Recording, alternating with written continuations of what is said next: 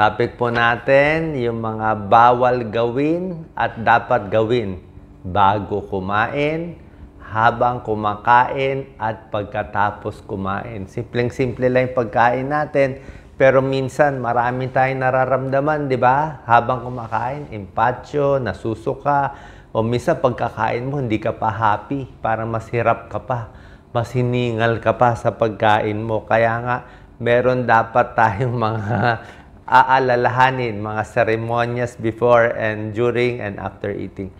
Umpisahan natin bago kumain. Okay? Yung mga gagawin, siyempre turo sa eskwelahan, hugas kamay, di ba? Common sense. Hugas kamay bago kumain.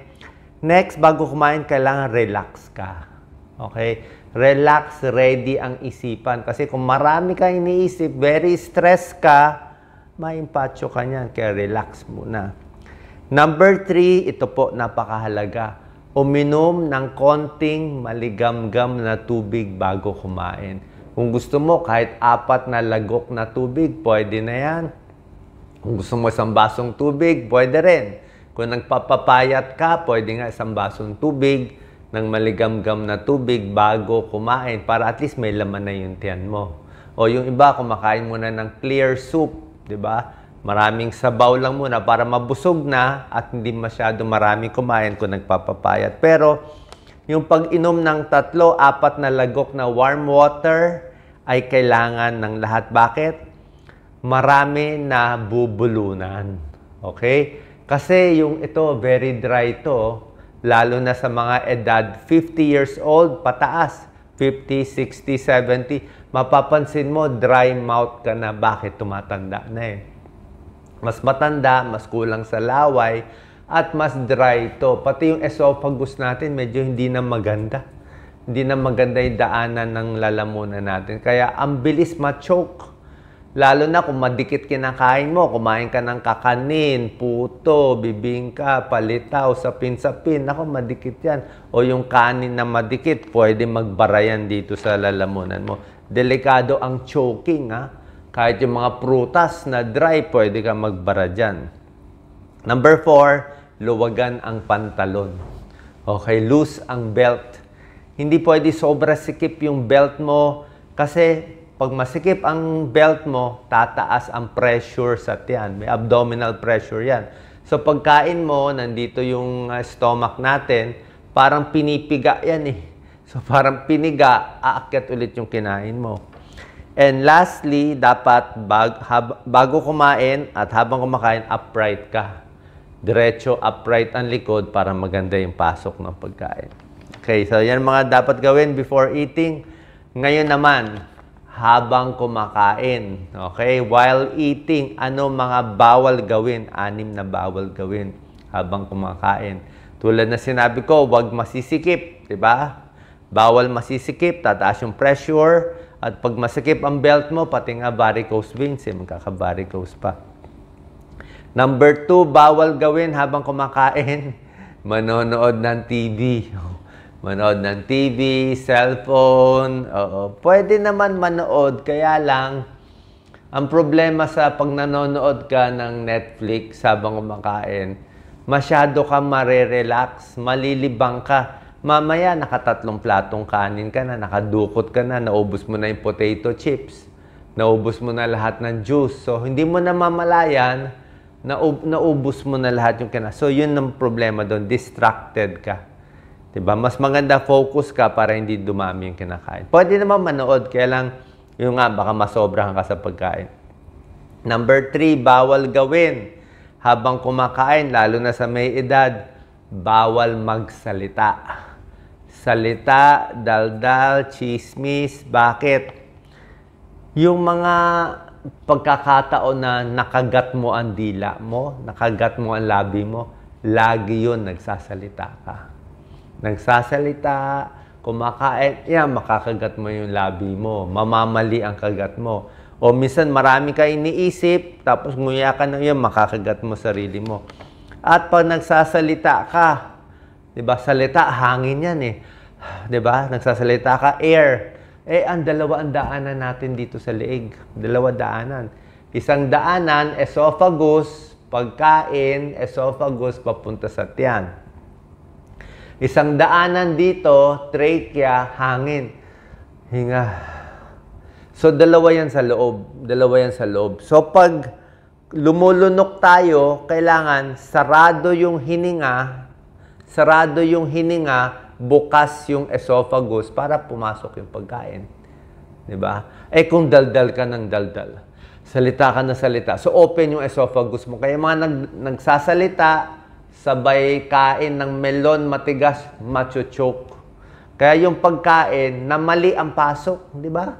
Imbis na pumasok sa esophagus, napasok sa trachea, choking yun. Pwede ka maubo, magbu-blue ang mukha mo niyan dahil sa kakasalita. Kaya nga, focus while eating, mindful eating tayo.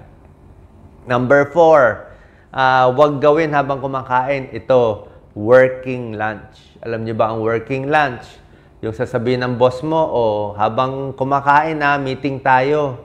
Huwag ka nalang kumain. Meeting na lang muna. Kasi, hindi mo pwede pagsabay ang serious na isip at kain. Ma-stress ka. Pag maraming niisip, tataas ang gastric acid. Pag maraming acid, hindi matutunawan. So, pipili ka. Kailangan mo ba mag-isip o kailangan mo kumain? Isa-isa lang. So, pag isip muna. Pagtapos na ng meeting, tsaka ka kumain, mas relax ka. Okay? Number 5, bawal kumakain nakahiga. Yung mga bata, kumakain ng potato chips, nakahiga. Kumakain ng mani, nakahiga. Mapupunta sa mali yan. Macho-choke ka yan, di ba? So, gusto mo nga nakaupo para bagsak yung gravity, di ba? Diretso, pagbaba. Pwede kang kumain nakatayo. Okay rin kumain nakatayo. Diretso. Number 6, bawal gawin habang kumakain, sobrang bilis. Ang bilis, kumain ka ng isang platong kanin at adobo in 2 minutes. Hindi maganda, sobrang bilis. May impatyo, mahirapan yung tiyan magtunaw. Okay? At yung sobra dami din kumain, di rin maganda. Mabilis kumain, ang dami kumain, sobrang spicy ang kinakain, anghang, sobrang acidic, sasakit lang ang tiyan mo. Next, pag-usapan natin, tapos kumain. Okay, tapos ka na kumain. Ano naman mga bawal gawin pagkatapos kumain? Ito, gawain to ng kabataan. Number 1, bawal gawin after eating, heavy exercise. Pagkakain, basketball agad, o tennis agad, o takbo agad.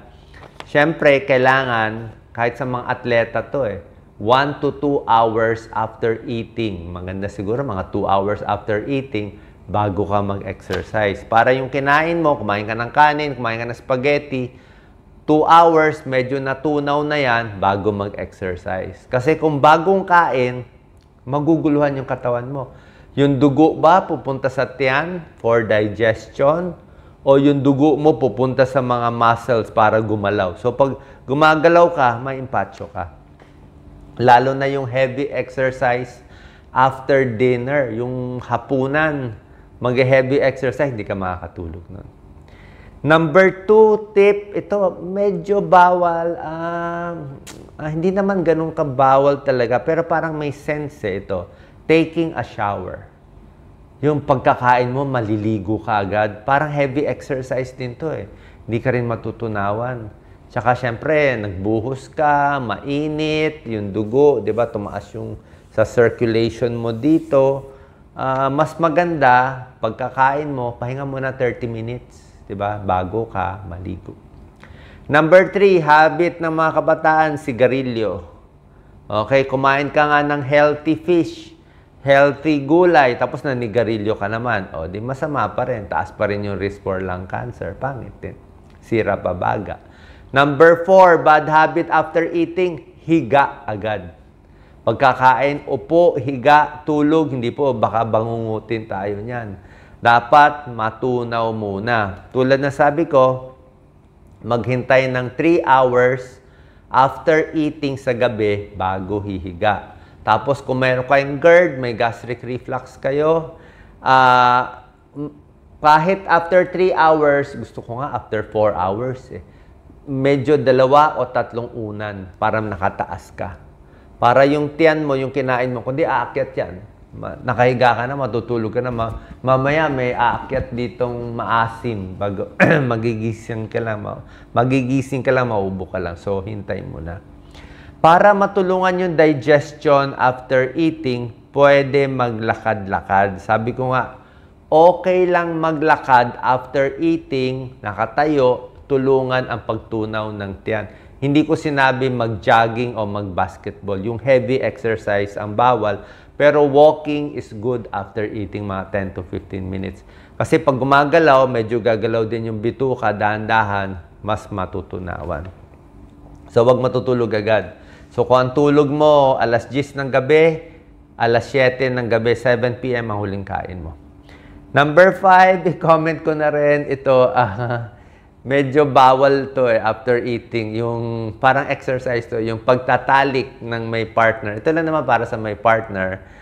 Yung pagtatalik agad after eating, medyo pangit ang performance. Kasi ako po bilang internist cardiologist, syempre cardiologist ako, pasyente ko, puro marami may sakit sa puso, marami na heart attack.